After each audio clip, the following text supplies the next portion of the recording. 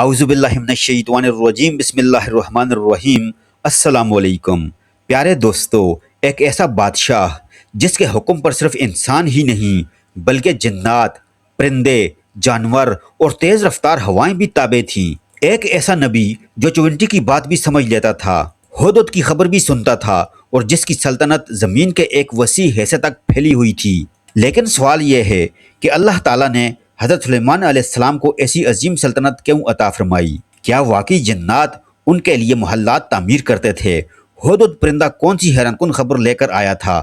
ملکہ سبا کون تھی اور وہ کیسے ایمان لے آئی؟ اور سب سے بڑھ کر حضرت سلیمان علیہ السلام کی وفات کے بعد جنات کی حقیقت دنیا پر کیسے آشکار ہوئی؟ آج کی اس ویڈیو میں ہم حضرت سلیمان علیہ السلام کی پوری زندگی کو قرآن کریم اور مستند اسلامی روایات کی روشنی میں جانیں گے۔ ان کی ولادت سے لے کر نبوت، عظیم سلطنت، جنات، پرندوں، ملکہ سبا، بیت المقدس کی تعمیر اور آخر میں ان کی وفات تک ہر اہم واقعہ نہایت دلچسپ انداز میں بیان کیا جائے گا۔ لہٰذا ویڈیو کو اینڈ تک لازمی دیکھیے، کیونکہ جیسے جیسے یہ داستان آگے بڑھے گی ویسے ویسے ایسے حیران کن حقائق سامنے آئیں گے جو ایمان کو تازگی بخش دیتے ہیں۔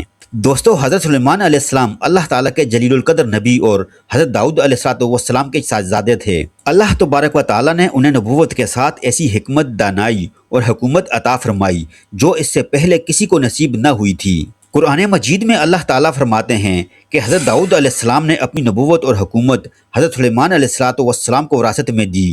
اس وراثت سے مراد مال و دولت نہیں بلکہ نبوت، علم، حکمت اور قیادت تھی۔ حضرت سلیمان علیہ السلام بچپن ہی سے غیر معمولی ذہانت رکھتے تھے۔ اللہ تعالیٰ نے کم عمری میں ہی انہیں حق و باطل میں فرق کرنے کی صلاحیت عطا فرما دی تھی۔ ایک مرتبہ دو افراد کا مقدمہ حضرت داؤد علیہ السلام کے سامنے پیش ہوا، لیکن اللہ تعالیٰ نے اس فیصلے کی بہتر سمجھ حضرت سلیمان علیہ السلام کو عطا فرمائی۔ قرآن کریم نے اس واقعے کا ذکر کرتے ہوئے واضح طور پر فرمایا کہ دونوں کو علم و حکمت عطا کی گئی، مگر اس خاص معاملے میں حضرت سلیمان علیہ السلام کو زیادہ صحیح فیصلہ سمجھایا گیا۔ دوستو، یہی وہ آغاز تھا جس نے آنے والے وقت میں دنیا کی عظیم ترین اسلامی سلطنت کی بنیاد رکھی۔ حضرت داؤد علیہ السلام کے وصال کے بعد حضرت سلیمان علیہ السلام اللہ کے حکم سے بنی اسرائیل کے نبی بھی بنے اور ان کے بادشاہ بھی، لیکن انہوں نے کبھی اپنی حکومت پر غرور نہیں کیا۔ وہ ہر نعمت کو اللہ تعالیٰ کا فضل سمجھتے تھے اور ہمیشہ شکر ادا کرتے تھے۔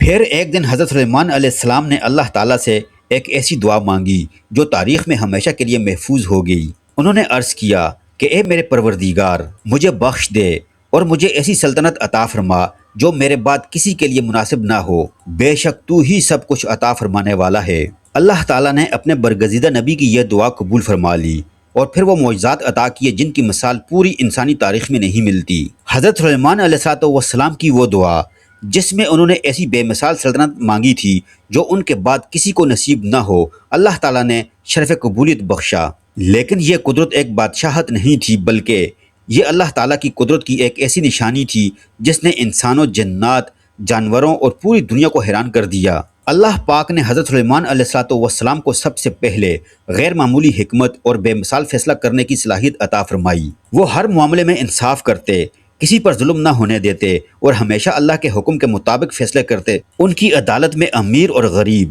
طاقتور اور کمزور سب برابر تھے۔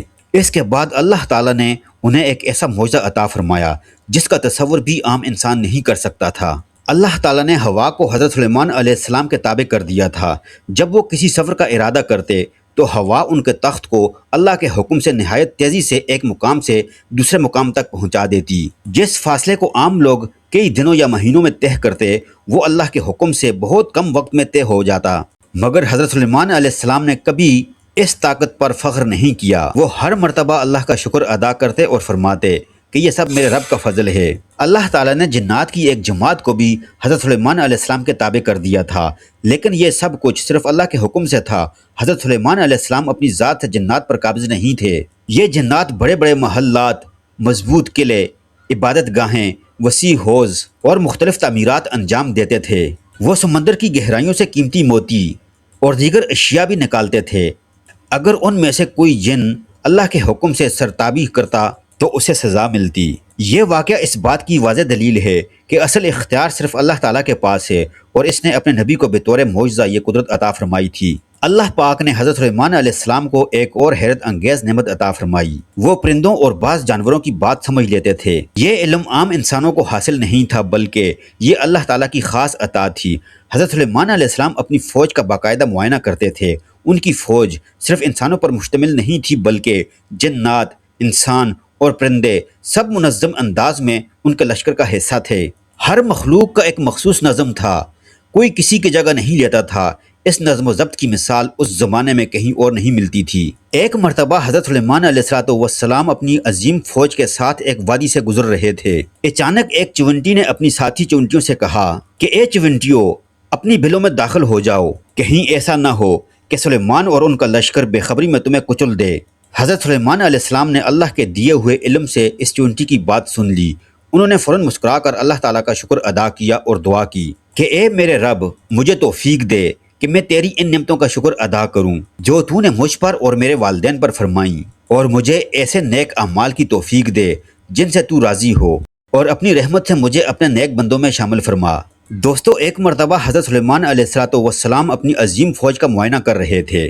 انسان، جنات اور پرندے سب اپنی اپنی جگہ موجود تھے، ہر ایک اپنی ذمہ داری پوری کر رہا تھا۔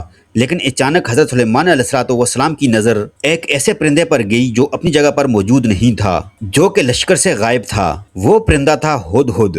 حضرت سلیمان علیہ السلام نے فرمایا، کیا وجہ ہے کہ میں ہدہد کو نہیں دیکھ رہا؟ کیا وہ واقعی غائب ہے؟ اگر اس نے غیر حاضری کا واضح عذر پیش نہ کیا تو میں اسے سخت سزا دوں گا یا ذبح کر دوں گا۔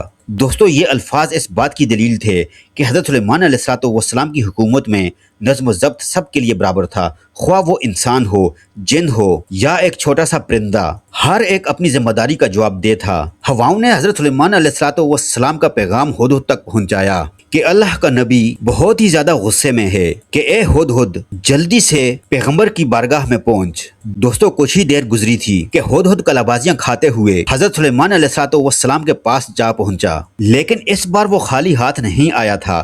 اس کے پاس ایک ایسی خبر تھی جس سے حضرت سلیمان علیہ السلام بھی چونک اٹھے۔ ہدہد نے عرض کیا، میں ایک ایسی خبر لے کر آیا ہوں جس کا آپ کو بھی علم نہیں۔ میں سبا سے ایک یقینی خبر لایا ہوں۔ میں نے وہاں ایک عورت کو دیکھا ہے جو ان لوگوں پر حکومت کرتی ہے۔ اسے ہر طرح کی نعمتیں دی گئی ہیں اور اس کا ایک عظیم الشان تخت ہے، لیکن میں نے دیکھا کہ وہ اور اس کی قوم اللہ کو چھوڑ کر سورج کی پرستش کرتے ہیں۔ یہ خبر انتہائی اہم تھی۔ ایک ایسی طاقتور سلطنت جس کے پاس دولت، طاقت اور شان و شوکت سب کچھ تھا، مگر وہ اللہ وحدہ لا شریک کی عبادت کی بجائے سورج کی پرستش کر رہی تھی۔ حضرت سلیمان علیہ السلام نے فوراً فیصلہ کرنے کی بجائے تحقیق کو ترجیح دی۔ انہوں نے فرمایا، ہم دیکھیں گے کہ تم نے سچ کہا ہے یا تم جھوٹے ہو۔ دوستو، یہ ایک عظیم سبق ہے کہ اسلام میں کسی بھی خبر پر تحقیق کے بغیر فیصلہ نہیں کیا جاتا۔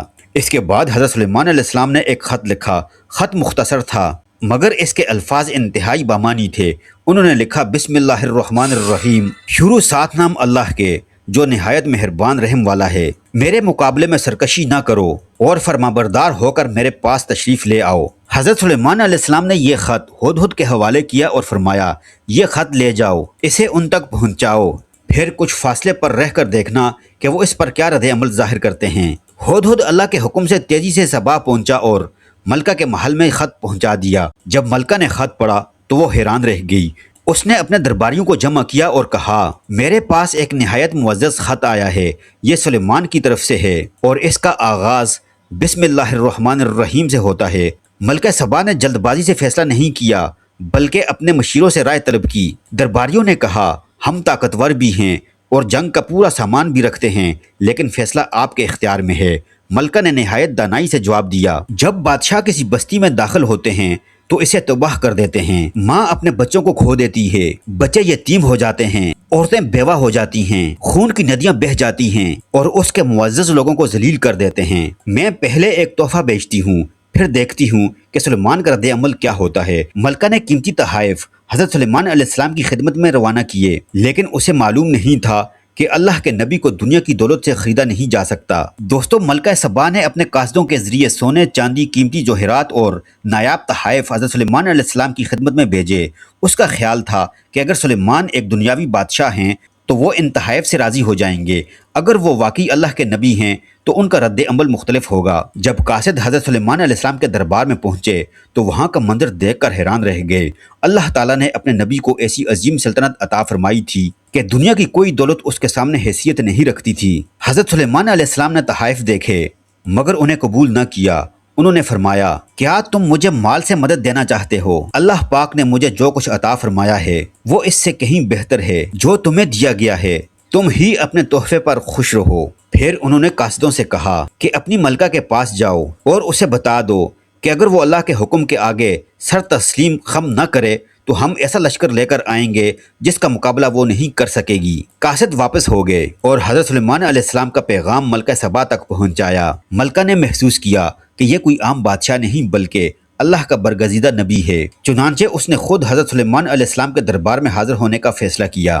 دوستو، ملکہ کے روانہ ہونے کی خبر ملتے ہی حضرت سلیمان علیہ السلام نے اپنے دربار میں موجود لوگوں سے فرمایا، تم میں سے کون ہے جو اس کے آنے سے پہلے اس کا تخت میرے پاس لے آئے؟ ایک طاقتور جن نے عرض کیا، میں آپ کی مجلس برخاست ہونے سے پہلے یہ تخت لے آؤں گا اور میں اس کی پوری طاقت رکھتا ہوں۔ لیکن پھر ایک دوسرے جن نے، جسے اللہ تعالیٰ نے خاص علم عطا فرمایا تھا، عرض کیا، میں آپ کی پلک جھپکنے سے پہلے یہ تخت حاضر کر دیتا ہوں۔ اللہ کے حکم سے پلک جھپکتے ہی ملکہ سبا کا عظیم الشان تخت حضرت سلیمان علیہ السلام کے سامنے موجود تھا۔ یہ دیکھ کر حضرت سلیمان علیہ السلام نے غرور نہیں کیا بلکہ فوراً فرمایا، یہ میرے رب کا فضل ہے تاکہ وہ آزمائے کہ میں شکر کرتا ہوں یا ناشکری، اور جو شکر کرتا ہے وہ اپنے ہی فائدے کے لیے شکر کرتا ہے۔ یہی انبیاء اکرام کا وصف ہے کہ وہ ہر نعمت کا سہرا اپنی ذات کو نہیں بلکہ اللہ تعالیٰ کو دیتے ہیں۔ دوستو، جب ملکہ سبا حضرت سلیمان علیہ السلام کے دربار میں پہنچی تو اس سے پوچھا گیا، کیا تمہارا تخت بھی ایسا ہی تھا؟ وہ حیران رہ گئی اور بولی،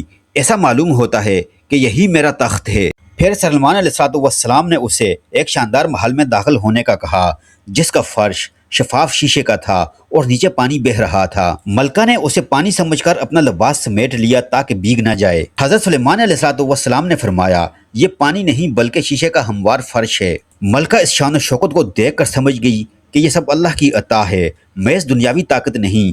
اسی لمحے اس کے دل میں شرک کے پردے ہٹ گئے اور اس نے نہایت عاجزی سے کہا، اے میرے رب، بے شک میں نے اپنی جان پر ظلم کیا اور اب میں سلیمان علیہ السلام کے ساتھ اللہ رب العالمین کے سامنے اسلام لے آئی ہوں۔ یوں ایک عظیم سلطنت کی ملکہ نے اللہ وحدہ لا شریک پر ایمان قبول کر لیا۔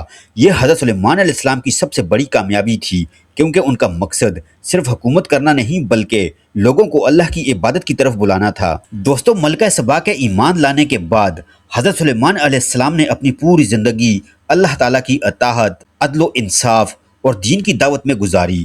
ان کی سلطنت دور دور تک پھیلی ہوئی تھی لیکن اس عظیم اقتدار کے باوجود ان کے دل میں عاجزی تھی۔ وہ ہر کامیابی کو اپنے رب کا فضل سمجھتے اور ہمیشہ اس کا شکر ادا کرتے تھے۔ اسی دوران بیت المقدس کی تعمیر اور دیگر عظیم منصوبوں پر کام جاری تھا۔ اللہ تعالیٰ کے حکم سے جنات مختلف تعمیراتی کام انجام دے رہے تھے۔ وہ بلند و بالا عمارتیں، عبادت گاہیں، مضبوط قلعے اور دیگر تعمیرات میں مصروف تھے۔ پھر وہ وقت آ پہنچا جس سے دنیا کا ہر انسان گزرتا ہے۔ اللہ تعالیٰ نے اپنے عظیم نبی حضرت سلیمان علیہ السلام کی روح قبض فرمانے کا فیصلہ فرمایا۔ روایات کے مطابق حضرت سلیمان علیہ السلام عبادت میں مشغول تھے اور اپنے عصا کے سہارے کھڑے تھے۔ اسی حالت میں اللہ تعالیٰ نے ان کی روح قبض فرما لی، لیکن اللہ تعالیٰ کی حکمت یہ تھی کہ جنات کو فوراً ان کی وفات کا علم نہ ہو۔ چنانچہ حضرت سلیمان علیہ السلام کا جسم مبارک اپنے عصا کے سہارے کھڑا رہا جبکہ جنات بدستور اپنے کام میں مصروف رہے۔ وہ یہی سمجھتے رہے کہ حضرت سلیمان علیہ السلام انہیں دیکھ رہے ہیں، اس لیے کسی نے کام چھوڑنے کی جرت نہ کی۔ دن گزرتے گئے، پھر ہفتے، اور بعض مفسرین کے مطابق کافی عرصہ اسی طرح گزر گیا۔ آخر کار ایک چھوٹی سی دیمک نے حضرت سلیمان علیہ السلام کے عصا کو اندر سے کھانا شروع کر دیا۔ جب عصا کمزور ہو گیا تو وہ ٹوٹ گیا اور حضرت سلیمان علیہ السلام کا جسم مبارک زمین پر آ گیا۔ تب جنات کو معلوم ہوا کہ حضرت سلیمان علیہ السلام تو پہلے ہی وفات پا چکے تھے۔ قرآن کریم اس واقعے کو یوں بیان کرتا ہے کہ جب حضرت سلیمان علیہ السلام زمین پر گرے تو جنات پر واضح ہو گیا کہ اگر وہ غیب جانتے ہوتے تو اتنی مدت تک ذلت آمیز مشقت میں مبتلا نہ رہتے۔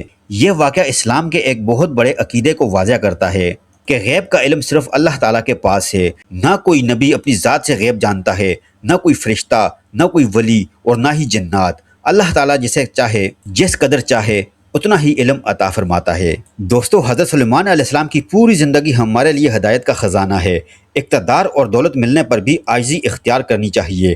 ہر نعمت پر اللہ تعالیٰ کا شکر ادا کرنا چاہیے۔ عدل و انصاف کسی بھی معاشرے کی بنیاد ہے۔ علم، حکمت اور صبر ایک کامیاب رہنما کی سب سے بڑی خوبیاں ہیں۔ دعوت دین کا مقصد لوگوں کو اللہ کی طرف بلانا ہے، نہ کہ اپنی طاقت دکھانا۔ غیب کا علم صرف اللہ تعالیٰ کے پاس ہے۔ دنیا کی سب سے بڑی کامیابی اللہ تعالیٰ کی رضا اور ایمان ہے، نہ کہ مال و دولت یا حکومت۔ حضرت سلیمان علیہ السلام کی زندگی ہمیں یہ بھی سکھاتی ہے کہ اگر اللہ تعالیٰ کسی بندے کو عظیم نعمتیں عطا کرے تو اسے غرور نہیں بلکہ شکر، عبادت اور خدمت خلق میں اضافہ کرنا چاہیے۔ ان کی داستان صرف ایک عظیم بادشاہ کی نہیں بلکہ ایک ایسے نبی کی ہے جس نے اپنی پوری زندگی اللہ تعالیٰ کی بندگی، انصاف، حکمت اور دعوت حق کے لیے وقف کر دی۔ اللہ پاک ہمیں بھی حضرت سلیمان علیہ السلام کی سیرت سے سبق حاصل کرنے، شکر گزار بننے اور اپنی زندگی قرآن و سنت کے مطابق گزارنے کی توفیق عطا فرمائے۔